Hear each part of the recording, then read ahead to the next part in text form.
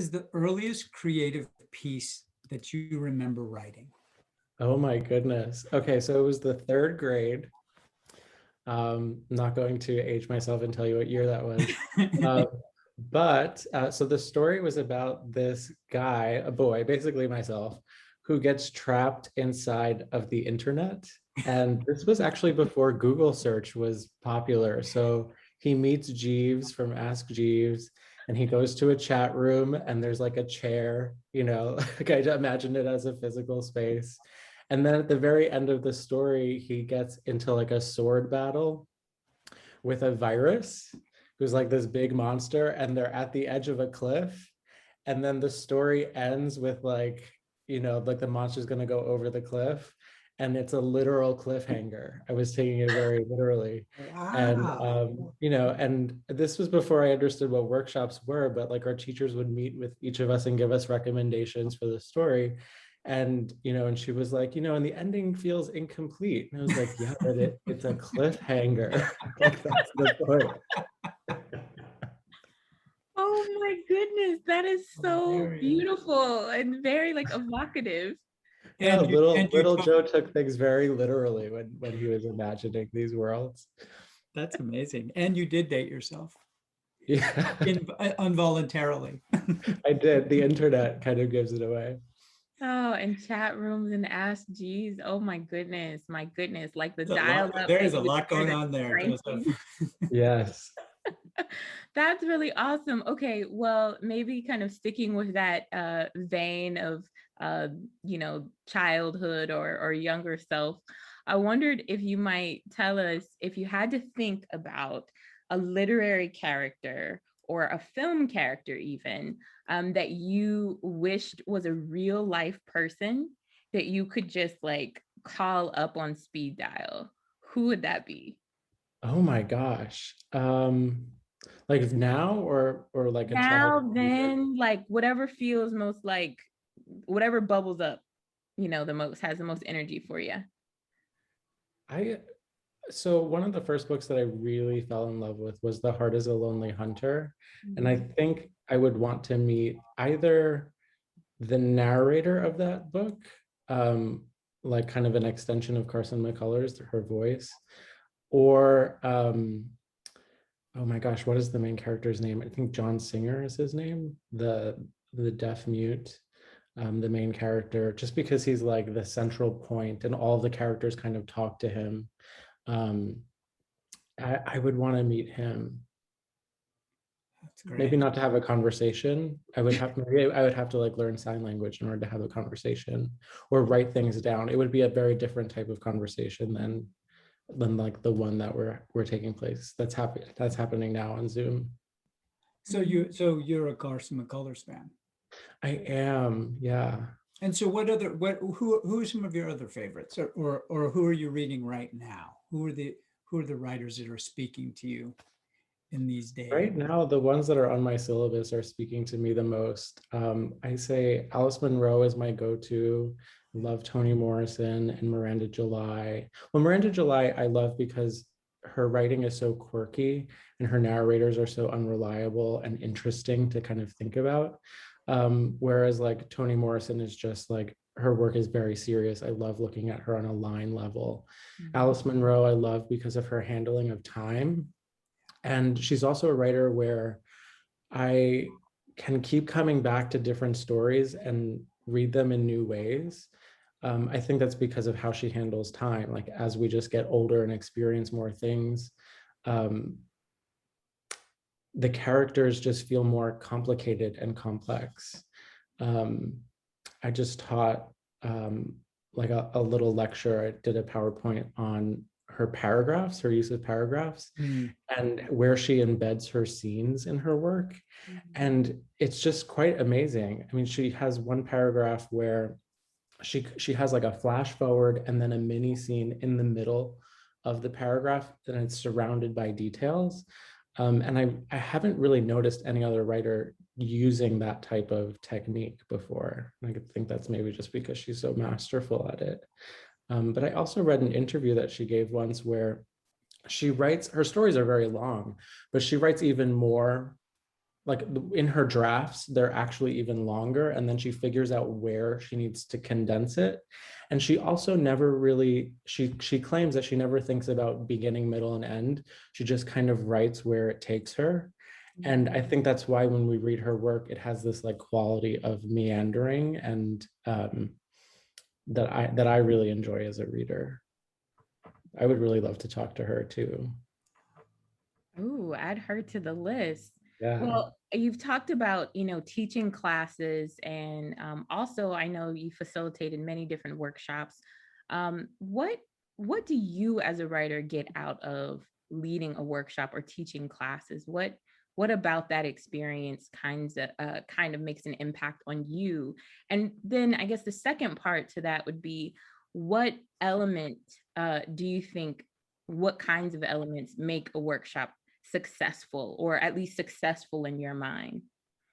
I view the goals of the workshop as there's like two main goals. There's the goal for the writer being workshopped, and then there's the goal for everyone else in the room.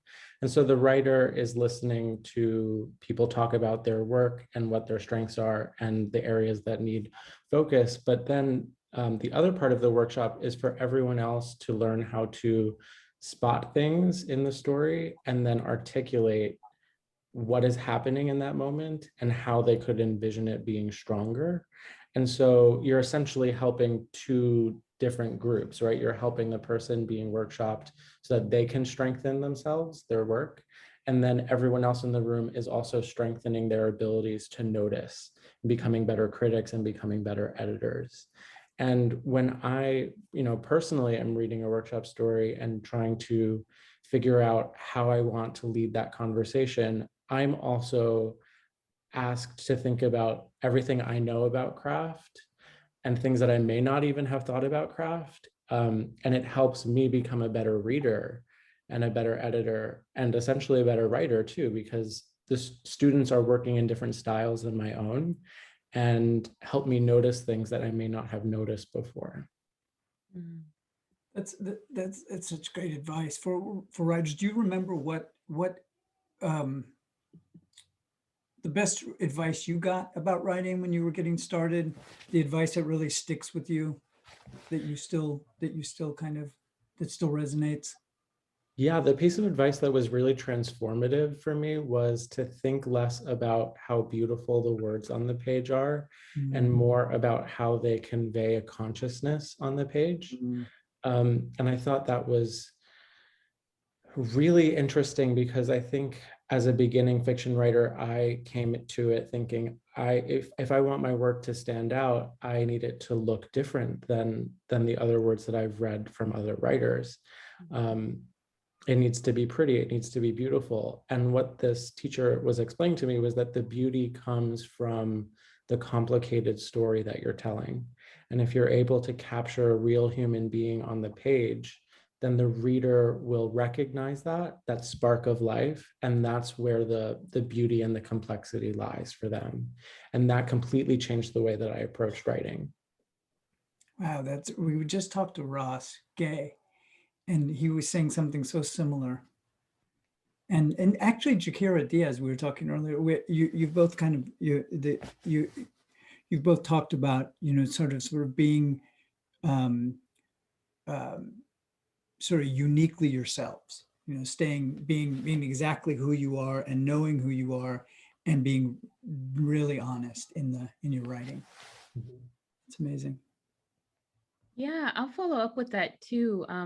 So that advice really helped you as you were emerging as a writer. What would you say is kind of a piece of advice that you might give to another emerging fiction writer?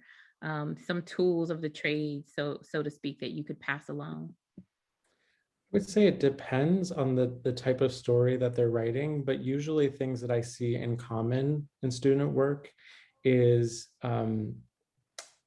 I ask them to pay more attention to time, to always remember that the characters are not just floating in space, that their bodies are moving and reacting. And then you always have to be aware of this, that as soon as the story starts, it's almost like you're taking one of those sand timers and turning it over and the clock is ticking. And you have to decide where you want to start in time, at what point in time the character is telling the story, like how far back they're looking back. You know, is it like 20 years ago, this thing happened to me and here's the story? Or is it like something happened to me earlier today and I'm going to tell you the story? You have different perspectives on it. And then to always be aware that like the progression of time is moving. And yes, you can move back and forth through time. You can flash forward or flash back, but you always need to be in control of those movements. And then in a scene, when a character is speaking, there's going to be external stimuli that might change the way that they navigate the scene. And so I think when a writer is thinking about this in their own storytelling, it helps them then pace the story better and focus on how they're going to describe the setting and dialogue. It really is kind of I guess my goal is for them to plant this seed, for them to think about time, and then it will impact all of the other craft elements that they're thinking about, just setting, dialogue, you know, characterization, and so on. Yeah, that's great advice. It really is. Now, do you have writing rituals of your own? Are you a very regimented writer? Do you need your special tea next to you? Do you have any I'm not. I know I read an interview where Sandra Cisneros likes to light a candle and like say a prayer to the ancestors before she writes. And I wish that I did. I wish that I had this like thing where I could like call them muses, but I don't. I find that I'm most successful if I'm working at the same time of day, which is usually like in the summer when I have more of an open schedule when I'm not teaching, or like going to committee meetings and stuff. I will like to start at 9 a.m. and then work until lunch. And, you know, sometimes it's great and I get writing as soon as the clock hits 9 a.m. And then sometimes I don't get started until, I mean, I'll be at my desk, but I won't actually seriously start writing until 11 because the prospect of food is really big for me. It's like, okay, well, you can't, if you don't get in your 500 words or your 1,000 words, like you can't have lunch, and that motivates you. But but I think the importance of why it works for me is that when you create a repeated schedule, you know, if you stop in the middle of a sentence like Hemingway did, and then you start the next day at 9, something happens in your brain where you're like, okay, it's 9 a.m. and I'm sitting at my desk and now is writing time. And you can enter back into the story where you left off.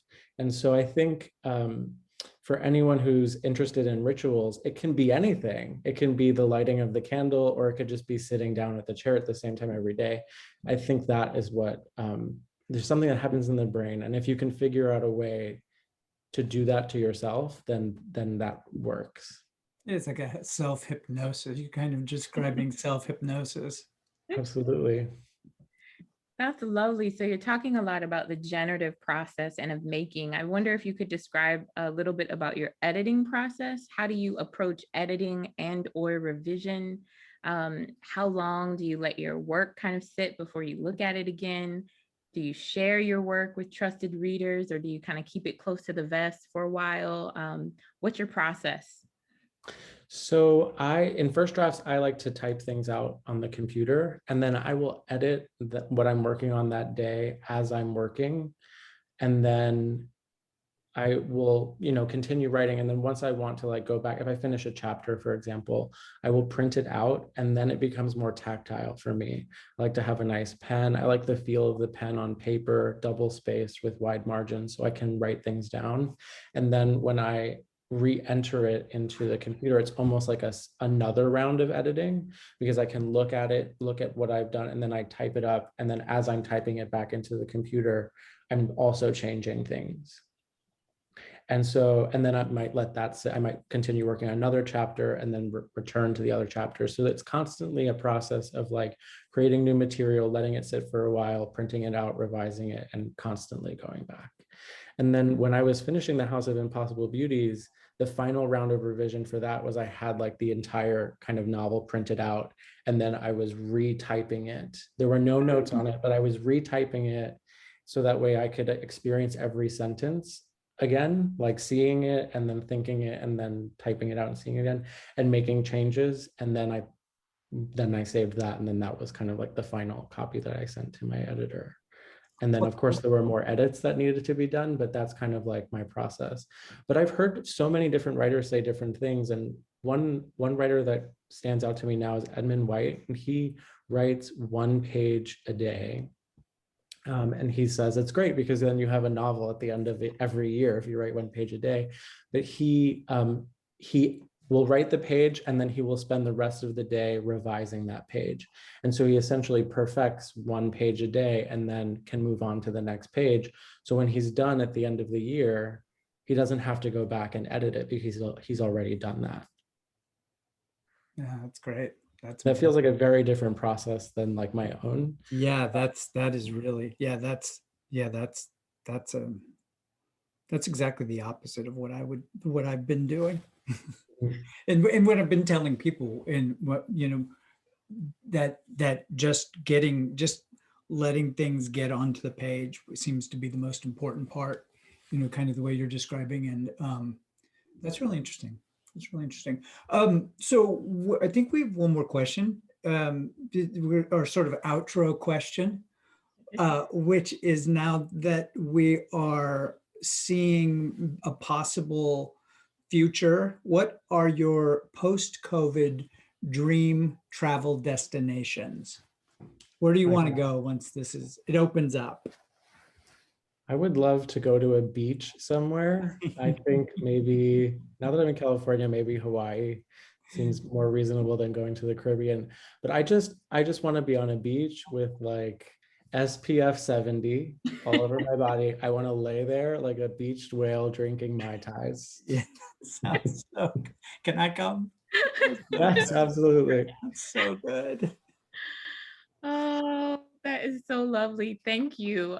We know we had a kind of a hodgepodge of questions, but we appreciate you indulging us with these different answers, and just sitting with us and talking a little bit about your process. We're so delighted to have you at the conference. We're so excited for the conference. We're getting a lot of good feedback right now, so stay tuned. Okay, awesome. I'm looking forward to it. Thank you. Thank you so much. Thank you so much, Joseph. See Good to you meet you. later.